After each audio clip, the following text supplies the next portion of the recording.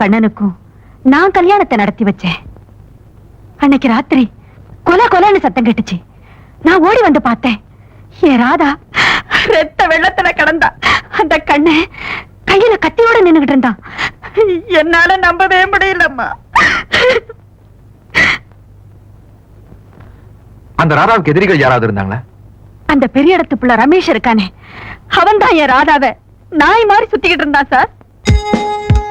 அந்த ரமேஷ் இருக்கானே தருதலையா இருந்தாலும் விளையாட்டு பிள்ளை சார். ஆனா அந்த தாசுன்னு ஒரு போட்டோகிராஃபர் இருக்கானே, அவன் தான் அடிக்கடி என் ராதாவுக்கு வந்து தொல்லை கொடுத்துக்கிட்டு இருந்தா சார். ராதா கண்ணனை காதலிச்சதுக்கு அப்புறம் ஒழுங்கா தொழில் செய்யலையேன்னு பேபிமா வேற கரிச்சு கொட்டினா. ஒருவேளை அவதான் குத்தி இருப்பாளோ? எந்த பாவி என் ராதாவை குத்துனாங்களோ, எப்படி அந்த கண்ண மேல பழிய போட்டாங்களோ எனக்கு புரியவே இல்லம்மா, எனக்கு புரியவே இல்ல. இப்ப டைம் ஆயிடுச்சு பட்டு, நீ கிளம்பலாம். மறுபடியும் உனக்கு எப்படியாவது சொல்லி அனுப்புறேன். இங்க சொன்னதெல்லாம் அப்படியே வந்து கோர்ட்ல சொல்லிடு. சொல்றேன் சார், வரேம்மா.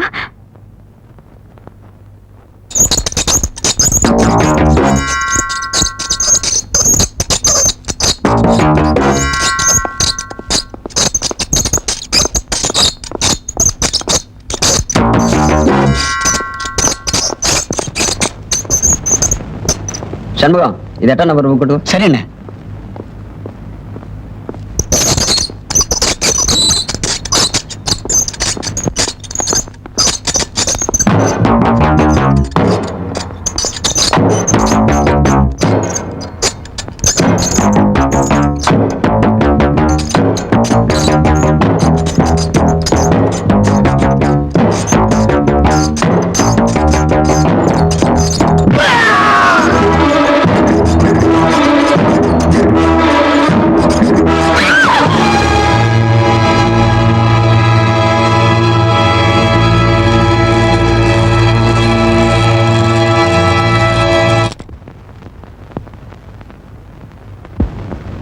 நீங்கெல்லாம் ஆம்பளைங்க, உங்களுக்கெல்லாம் மீச வேற, வெக்கமா இல்ல?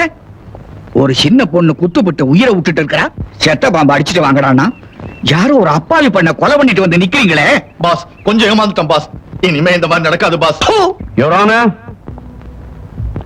சம்பந்தப்பட்ட சாட்சியங்கள் மூலமாக கண்ணன் ஒரு குடிகாரன், பெண் பித்தன் என்பது நிரூபணமாகிறது. ஒரு செவிட்டு ஊமையை எந்த பெண்ணும் கணவனாக ஏற்றுக்கொள்ள மாட்டாள். ஆனால் கண்ணன் ராதாவை கட்டாயப்படுத்தி இருக்கிறான். அவளோ இவனை வெறுத்து விரட்டி அடித்திருக்கிறான். இதனால் ஆத்திரமடைந்த கண்ணன் என்னோடு வாழ மறுத்தவள் வேறவனோடும் வாழக்கூடாது என்கிற துரோக புத்தியில் அவளை துடிக்க துடிக்க கத்தியால் குத்தி இருக்கிறான். மிஸ் பிருந்தா, இந்த விட்னஸ் நீங்க குறுக்கு விசாரணை செய்ய விரும்புறீங்களா? Yes your honour. Please proceed.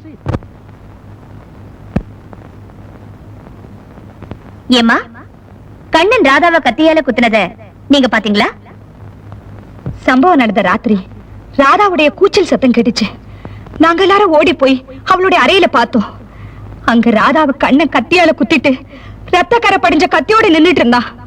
Radha குத்துப்பட்டு ரத்த வெள்ளத்துல கட்டில கிடந்தா. அதனால கண்ணன் தான் குத்திட்டாருங்கிற முடிவுக்கு நீங்களே வந்துட்டீங்க.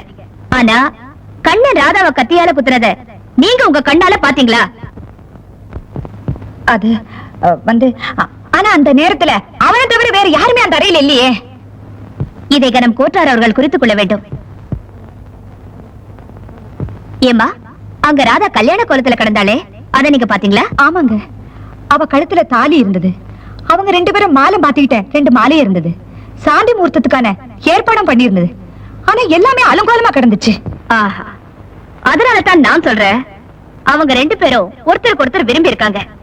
கல்யாணம் செஞ்சுக்கிட்டு கௌரவமா வாழணும்னு முடிவு பண்ணிருக்காங்க. ஆனா அது உங்களுக்கு பொறுக்கல. வருமானம் போயிடுங்கிற ஆத்திரம். அதனால நீங்க ஆளை வச்சு ராதாவாவ முதலிரவன்னைக்கு மஞ்சள் மனம் மாறாத அந்த இளம் பொண்ணை கத்தியால குத்திட்டீங்க. அப்படித்தானே? இல்ல இல்ல, குறுக்கு விசாரணையும் போது கேள்விகள் தான் கேட்கலாமே தவிர சாட்சி சொல்ல வந்தவங்களே குத்தவாளியாக்குறது முறையாகாது. இது எதிர்தரப்பு வக்கீலுக்கு தெரியலையே. Objection sustained. மிஸ் பிருந்தா, இந்த கேஸ் சம்பந்தப்பட்ட கேள்விகளை மட்டும் கேளுங்க. Go ahead. யுவர் ஆனர், சம்பவம் நடந்த அன்று கண்ணனுக்கும் ராதாவுக்கும் திருமணம் நடந்தது என்பதை இவர்கள் ஒத்துக்கொள்கிறார்கள். அவர்கள் சந்தோஷமாக வாழ அந்த திருமணத்தை நடத்தி வைத்த ராதாவின் தோழி பட்டுவை நான் அடுத்த ஹியரிங்கில் இங்கு கொண்டு வருகிறேன். அவளுடைய வாக்குமூலம் இந்த வழக்குக்கு மிகவும் முக்கியம். அதுதான் உண்மை என்ன என்பதை விளக்கும். யுவர் ஆனர், அதுவரையில் மகனை பிரிந்து தவிக்கும் தாய்க்கு இரக்கம் காட்டி கண்ணனை ஜாமீனில் விட வேண்டும் என்று தாழ்மையுடன் கேட்டுக்கொள்கிறேன். Your Honor, கண்ணன் ராதாவை குத்த உபயோகப்படுத்தின கத்தியின் மேல் படிந்திருந்த ராதாவின் ரத்தக்கரைகள், பிடியின் மேல் இருந்த கண்ணனுடைய கைரேகைகள், இன்னும் வேறு பல சாட்சியங்களை நான் ஏற்கனவே கனம் கோர்ட்டாரிடம் சமர்ப்பித்திருக்கிறேன். இந்த நிலையில் கொலைவெறி பிடித்த கண்ணனை வெளியே விட்டுவிட்டால் அவன் வேறு பல கொலைகளை செய்ய மாட்டான் என்பது என்ன நிச்சயம்? மிஸ் பிருந்தா, அடுத்த ஹியரிங்ல உங்க சாட்சிகளை ப்ரொடியூஸ் பண்ற வரைக்கும் ஜாமீன் கோரிக்கையை கோர்ட் நிராகரிக்கிறது. Court is adjourned.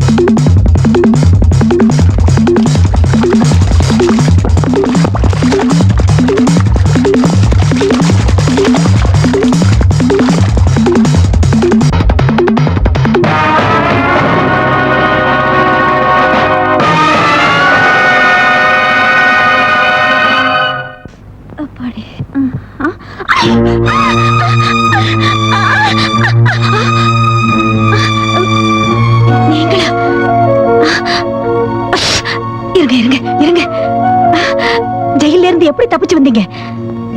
இங்க எப்படி நீங்க ராதா எங்கன்னு கேக்குறீங்களா? வாங்க வெளியே, வெளியே வாங்க சொல்றேன், வாங்க வெளியே. 786 நீ பின்னால போய் பாரு மேன். நீ அந்த பக்கம் லெஃப்ட்ல போங்கயா. நீங்களா கேட்டுக்கு போங்க. குயிக்.